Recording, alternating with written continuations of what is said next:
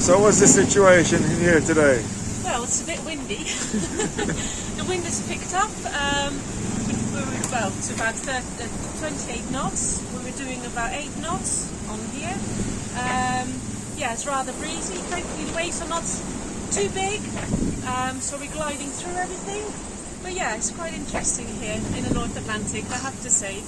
We're going to have this for the next 2 or 3 days, and then we should get some quieter weather. But at least we're making good speed, so all is good here. Very good. Ciao.